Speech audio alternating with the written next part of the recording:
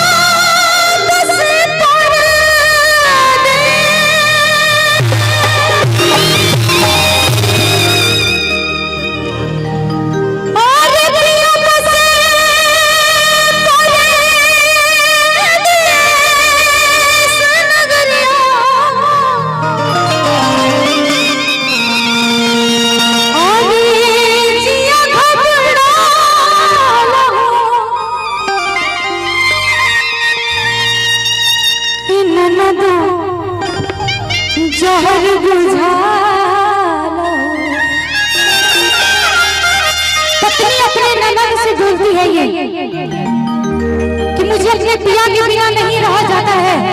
मुझे मेरे पिया को विदेश बाहर से घर पे बुला दो। कैसे बोलती है,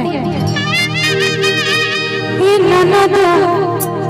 जहर बुझा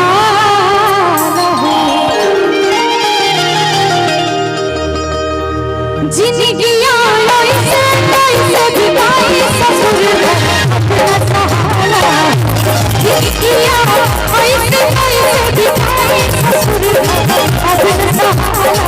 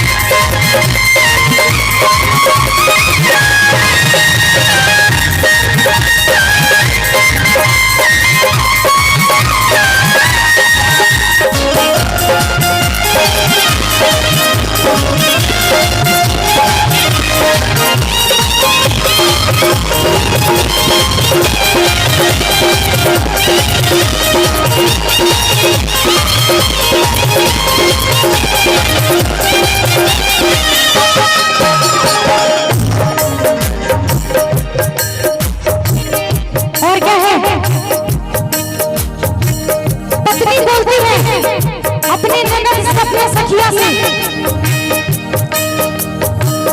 कि मेरे सैया जुग जी को बाहर विदेश से बुला दो, वरना मैं अपने मायके चली जाऊंगी, मैं अपने घर चली जाऊंगी। पत्नी भाई बुला के दूसर दिन में हवा से चले जाएगा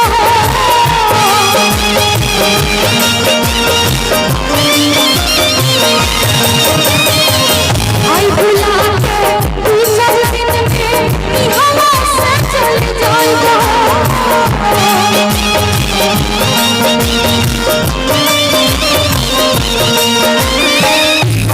जब सैया नहीं हर से चली आएगी